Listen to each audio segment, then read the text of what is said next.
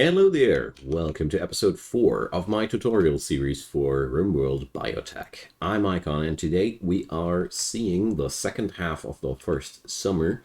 We're going to go into the fall season, we're going to go over the wonders of complex furniture, and I'm going to research towards stone cutting, so with some luck, we'll also see that as well.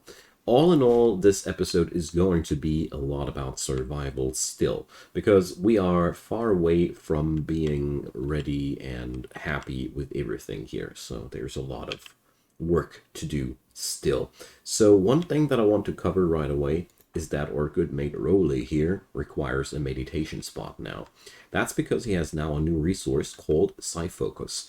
Psyfocus is necessary to do all the psycasting, quickly said. So you're going over to the miscellaneous tab, and there's a meditation spot there. These work just like beds. You slap one up and you just assign it to somebody, and now Rolly will always go there to recharge his psycast juice. You can also here assign how much of that meter should be standardly filled. You can drag and drop that with a left mouse button. And all in all, your psycasters will always strive to get that Psyfocus to the designated point, so you can control how much they meditate with that a bit. So complex furniture has been researched. I am going to put the tab over to stone cutting right away. So let's check out what we got there. So with complex furniture, we have opened up a variety of different new pieces of furniture. We click that, and as you see there, there's a lot of new stuff hanging out there.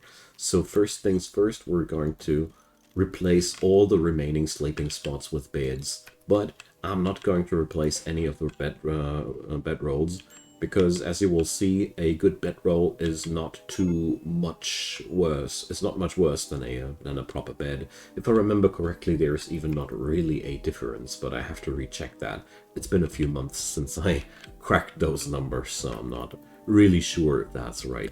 So we can give Vunas some midnight work, you know.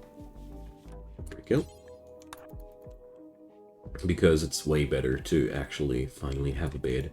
So wooden bed has 107, 108, 94, and the good quality bedroll. So you see, you lose a few person. The bed has a few person, 2 or 3% on average better in all those stats, but it's not worth it right now to replace it. We could, but we don't need to. That's neglectable. That's a neglectable difference. And I personally am a big fan of the Pareto principle, which means you get 80% of the work done in 20% of the time, and everything beyond that is fine-tuning, which is mostly good for my for my neurotic ego, but nothing else. And I do suffer from that problem sometimes too. So we're gonna clean out that room, and we've finished the tabs for the recurve bows officially. There's the last one. So a mad caribou. Let's see. That's luckily not the one in our base. So when a local wildlife goes like that, there's 2 things you can do. In our scenario, let's do that for once. It's a little bit over the top, but whatever.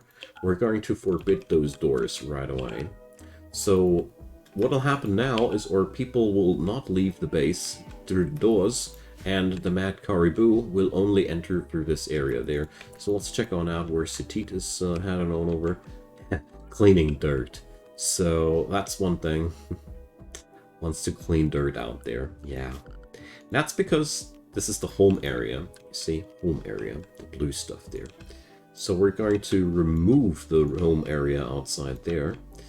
This is, well, technically this is a designator where your colonists will care about.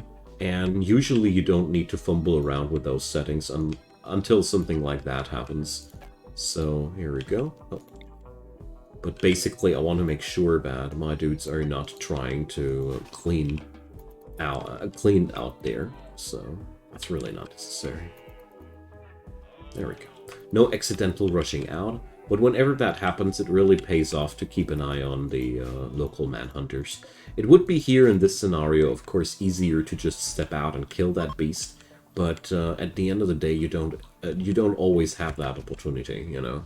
We're going to do something fancy here too. So, some extra doors in here. Oh crap! I forgot that door. So, and here the caribou went into the local spike traps. And that's why we got them. This is really, really useful. So I basically stalled there until the thing went into my traps. So let's allow those doors again. Oh, I forgot another door there. Oh, that was sloppy. So that's how not to do this. Oh boy. So let's bring that caribou home. I mean, that's pretty good. It's good food. And here we got those doors now, and we put them on hold open. So I'm drafting her. And just like that. So this way we have those doors opened all day.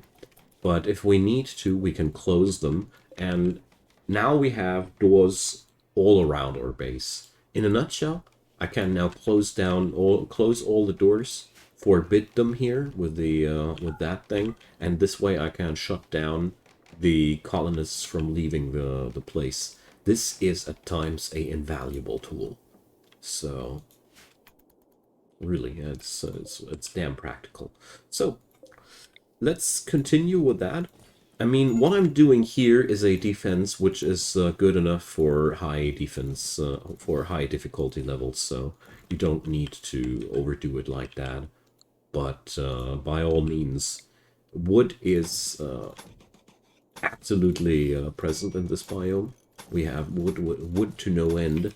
And if you would be living in a biome that does not feature any wood, it would be still worth investing a portion of your resources into that, because you can really help yourself with that. And look at that, we have our first harvest of rice. So our food situation is really, really getting better.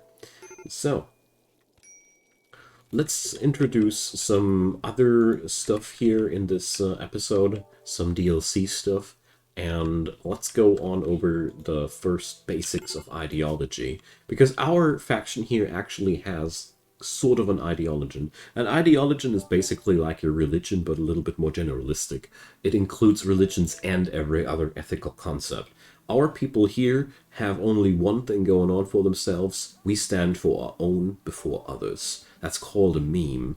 This means that our people do care more about themselves than other people. That's not really a dramatically innovative concept, but there are a lot of cool other memes out there. But in a nutshell, this table here defines how your people will interact with the environment, how they will think about corpses, how they will think about eating fungus, how they think about research, and so on and so forth. There's a lot of things going on there. We're going to explore that during the series, but for now, we don't need that too much. What's more important are the roles. So every ideology has roles. So we have the ethical chief, that's the leader, and we have the loyalizer, that's the moral guide, that's the priest of the bunch.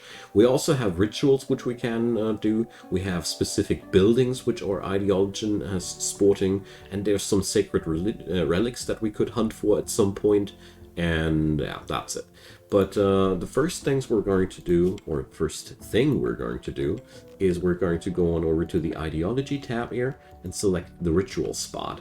The ritual spot can be placed anywhere, and here you can assign different things. So we can begin one of our festivals, but also role change. That's what I'm looking for. So the first thing that I want to do is I want to have a leader and a priest. By all means, you should always aim for people with a certain social level for those roles, but the social rank is for starters more important on the priest than on the leader, although the leader also needs a decent social rank. Here we're going to make Gray the priest, because he has an amazing amount of social skill. So Roll change, loyalizer, drag and drop gray over there, begin. So now they're all going over there and doing a little bit of a ritual where gray is going to be assigned the priest. Successful role change. Wonderful. So let's do that one more time for the ethical chief role, and that's going to be Roly. It's quite fitting. Roly is going to be is the lover of Gray, so it's quite fitting. So here we go. We do another one of these rituals, and now we have two people with a certain role and standing in our colony. You see there, they have now a little bit of an icon below them. So they also come now with certain skills. So Roly has now the ability to issue a combat command, which makes everybody around him fight better. He can issue a work drive, which makes the person work better. And he can also accuse somebody. Well, I haven't really tried out what that does. Maybe we do that during this episode, during this series. And Gray has as the priest, new abilities. He can... gender confusion. He can convert people to leave their old ideology and turn over to yours, or reassure the beliefs of somebody of your own ideology if they have a crisis of belief. They can counsel away a sad memory. So if somebody is suffering from a bad moodlet because a friend died or something like that, you can use that, and you can increase somebody's immunity gain with that too. All in all, the priest is an amazing fella to have, and really is worth to announce to make one. Lacking the proper word, but you could have done that also already at the very beginning. This is technically doable from day one. I merely didn't add it up because I didn't want to convolute. I just want to mention it at this point that there's absolutely no good reason not to assign your leader and your priest right at the day one, because you can use those skills. By the way, those skills all have a cooldown of 3 days, so don't worry about using them. They're really useful. So our first rice harvest is in. Rice is in so far really interesting because it has a very slow spoilage rate. So let's configure for the first time one of our recipes, because I want to make sure that those simple meals are not going to be made with rice. Why? Because I want to cook the short-lasting meat into meals, and the vegetables I want to use to transform them into pemmican, because, you know, pemmican makes meat last a year. So that's what we're going to do now. So we're going to go into that recipe here by clicking details. And now I'm taking out the check mark with vegetarian. You can open up that, and you see that's all the vegetarian ingredients that you could use. You could now decide to, you can use the potatoes though, but here at this point, we just cross out the vegetarian ingredients altogether. And now no rice will be used, or none of the field fruits here will be used to make any meals out of that, which is absolutely desirable, because as you see here, this stuff here is lasting on its own darn long. So we're certainly not going to need to use that first. This way you can configure your food consumption a bit, and with the Lost Tribe background, this is even more important. So that's helping us out. Another thing that I want to do in this episode is I want to use that new furniture we got. So we have now access to dressers and end tables. So dressers are improving the comfort of the sleeping room. What does that mean? Whenever a colonist does something for a certain amount of time, they have this thing here in their bio. Give me a sec. Here, comfort. There's the comfort meter. So whenever they do something somewhere, the game checks how comfortable is your environment. You lay into bed, how comfortable is it? And the more comfortable someplace is, the higher this meter rises. And if the meter is high enough, you get a positive mood bonus. So long story short, every dresser improves the comfort rating there of the beds around there, and that means it makes it cozier. Also, they look nice. They improve the beauty rating of the room, so it's always a good thing. Same goes for the end tables. You can just place them down right next to the bed, and that's increasing the comfort as well. making your people feel happier with their bed. You can only attach one of these pieces of furniture to each bed. You bring more to that, you won't increase the coziness. Another thing you can do to make the room more beautiful, we had that already in the last episode, is a plant pot. So a plant pot can be made out of wood. We can place them down there. Let's give everybody a nice plant there. And now we have a plenitude of different work orders, so it's also time to chop some more wood. Luckily, we are living in a forest biome. This is, by the way, one of the easiest ways of making your game harder, by moving your gameplay into a biome where wood is more scarce. Because wood is a real power material, you know? Wood is a real power material. So let's pack up Venus and Sutit and take down that caribou. Is it caribou? Is it caribou? Anybody know? I always want to check out the pronunciation and I forget. I'm no native speaker, so if you ever come across ridiculous pronunciations, that's just me. So we scared the caribou in there. It's now going to die in 16 hours. That's great, but we can do better. There we go.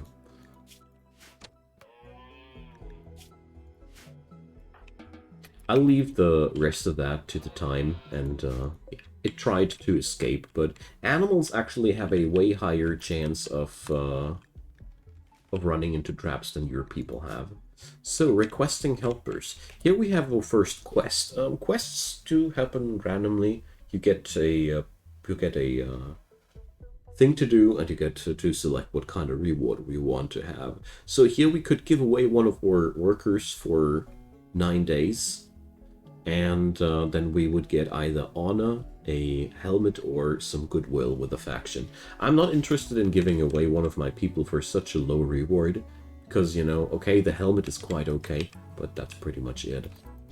Alright, so we're now on a roll, and I'm going now to start slaughtering and killing more animals here in the environment.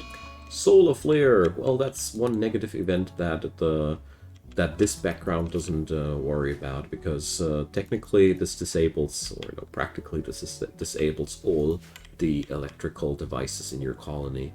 For us, it doesn't matter at all, because, you know, we ain't got any electrical devices anyways. So, who cares? Definitely not us. So, I'm going over into the wildlife tab now, and we're going to, let's see what we're going to hunt there. An automated hunt on the bucks and the does would be pretty spiffy, but I don't want to do that with the recurve bows. We have here one turkey that's lying around. Always check the vicinity of predators. I said that in the last episode, and I will keep saying that for the remainder of the series, so you better get used to it already. So, all in all, carcasses from predators are good friends of yours. So here's the rest of them, dudes. What I'm trying to get up here is enough leather for the winter. We have some elk over here. It's really important that you check on out where those animals are actually hanging out, because it is actually pretty rough if you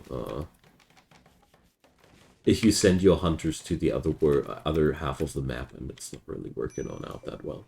So, the plant pots are adding in beauty, and now let's check on out one of our bedrooms now. It's still dull. Give me a sec, because it's dirty.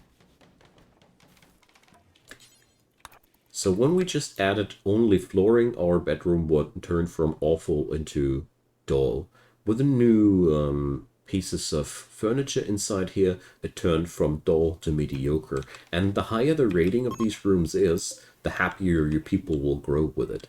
So basically, if you want a better rating for those rooms, you need more and more beautiful things in there and more comfortable furniture and the like. And this way, you give your people a lasting mood bonus. What is mood actually good for, you might ask yourself? So basically, check out Vunas. She is naturally born pissed because she's from the Impet xenotype. Oh, we finished stone cutting. Awesome. And Impets are naturally born depressive, so they always come with a lowered mood there, or yeah, genetic pessimism. There it is. So that's why her mood is always low. If somebody's mood is low enough, they will always roll against the chance to have a mental breakdown. Mental breakdowns are the spice in the soup of your, or the salt in the soup of your Rimworld plays. They come in different tastes, they come in different flavors, and they always are coming at the worst moments. What I'm trying to say with that is try to keep your people happy, and they won't mess you up, and they won't start killing your favorite animals in the midst of a battle, or try to murder one of your favorite colonists. All these things can actually happen. I'm not making these up. So the next thing after we have done complex furniture and stone cutting will be complex clothing. Complex clothing allows us to go one step further with our development, because right now we can only craft what we are able to craft at the crafting spot. That's tribal wear, and we can make a tribal headdress. Yes, but that's that. We can also make a war mask, but none of these items are particularly warming or well fit for the winter. And right now winter is coming, as you know, and right now we're in the Jugust season. By the way, Rimworld has 4 seasons, each lasting 15 days. So at the 10th of Jugust, we have only 5 more days of summer, and then we have 15 days of fall, and then we have 15 days of winter. And by the time that winter comes, it's really cool to have some jackets and stuff going on for your colonists. This is not a thing that must happen until the winter comes. There are lots of tricks how you can get yourself through the winter even without appropriate food. But let's just say it's really a lot harder without proper clothing, and it's unnecessarily harder. Much more importantly. So they're throwing a party. So yeah, Gray is throwing a party in the kitchen room. I don't know how we should call this. This will be our freezer one day, but well, freezer one day. So one thing that I want to put up next is the Stonecutter's table, because we have now access to that technology. We've researched stone cutting that unlocks this table, and that means we can now go for some goodness there. And we have a transport pod crash. So here we have a dude called Slayer. Transport pod crashes happen all the time. This guy is from the Toxin team, and we're going to check them out in the Factions tab. So the Toxin team are the Waster Pirates. These factions, if they lack this number tag behind their hostility, they cannot be turned into friends. So this event is now pretty easy. Either we leave Slayer to die, and then he's just going to be dead there, or we can take him as a prisoner. If we would take him as a prisoner, we could then either release him or enslave him or do whatever we want to him. But if we'd release them, his faction wouldn't care about that because they're eternally hostile. So there's technically no benefit from that.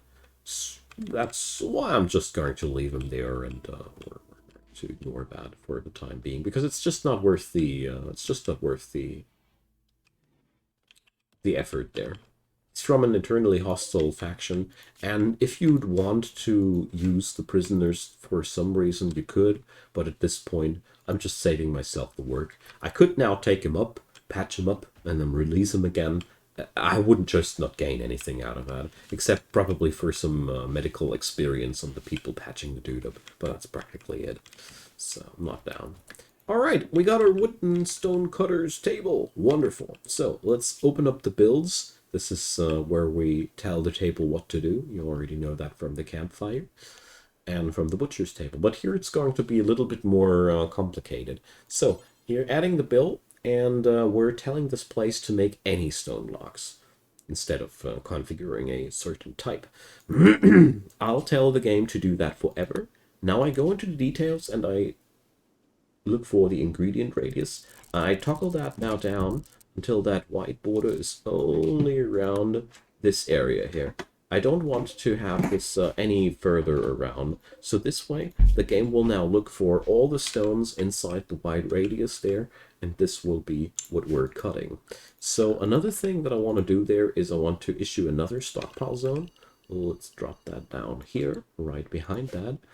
Press storage. First, we're going to clear all, and then I'm going on over into raw resources, stone blocks, checkmark everything here. Boom. And call that the preferred zone. What does that do? Our dude will now go on over to the table, grab his stone. Well, we know what, we're just going to show you. So this table here is accessed via the crafting duty. So we're going to make that top notch for Gray. So Gray goes on over there.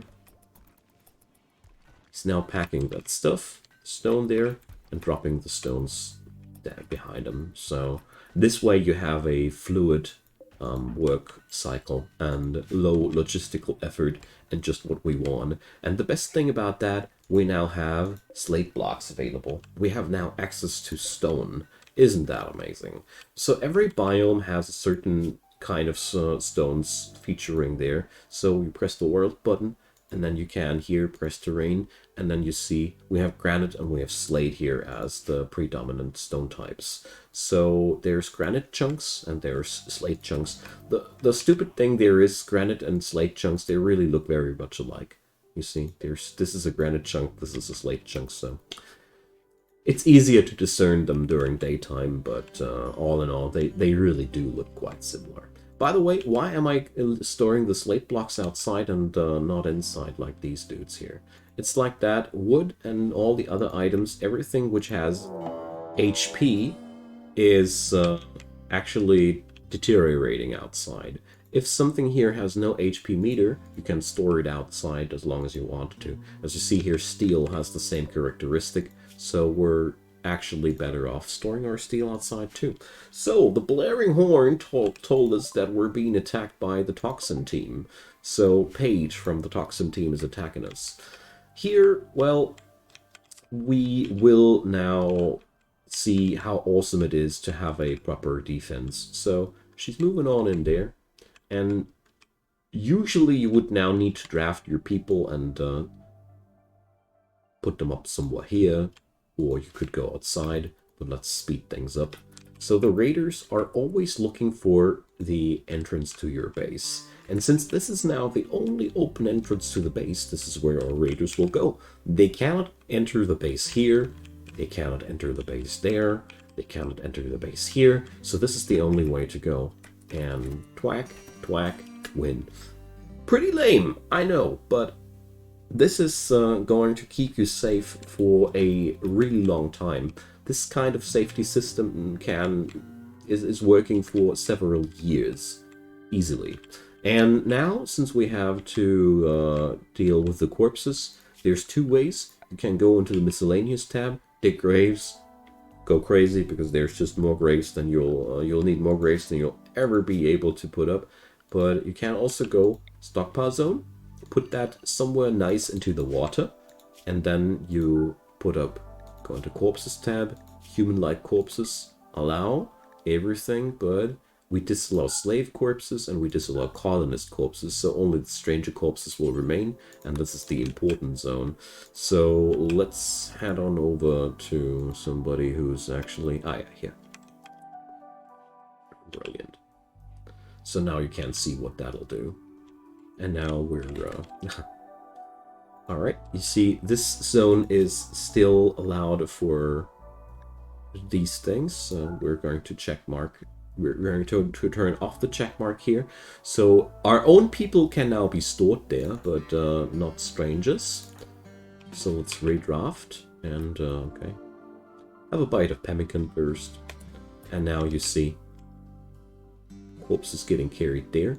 And here in the water, you have now here down there deteriorating because of unroofed, because of outdoors, and because of lying in the marsh. losing 4 HP per day. Corpse has 100 HP. That means by the time the 25 days are over, this person is gone. And that's a nice and neat way to dispose enemy corpses without quite passively. And keep in mind, getting close to those corpses is getting people unhappy because, negative mood because you're seeing a corpse. Nobody likes to see a corpse. And also, when they're rotting, they start to emit poisonous gases. That's a new thing in the newest version.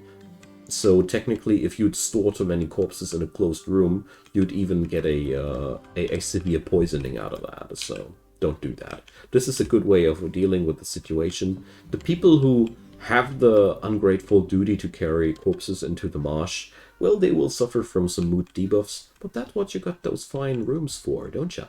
So all in all, we are at a good spot to leave this episode. We are now creating stone. We've also staffed out our rooms here quite beautifully.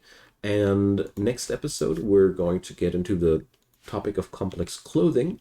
I think we might be getting towards the winter. I don't know. Right now, we're not moving at a too fast pace, but that's totally okay. I do plan to make my fortifications, or to update my fortifications into stone fortifications, so we're going to talk about stone types a bit as well. And yeah, so that's what's up for the next one. I hope you enjoyed that one. Feel free to drop me a comment down below. Feel free to leave me a thumbs up and consider subscribing to the channel if you haven't done so already. I'd be really delighted if you did so. And a quick pointer to the description box. There's a link to the playlist if you want to start from the episode 1, and also links to Patreon, PayPal, and Buy Me a Coffee as ways and means to support this channel. I'd be delighted if you would give them a look, and a big thanks to all the supporters out there giving me the wild support. I appreciate. So, see you guys next time, and have a wonderful day until then.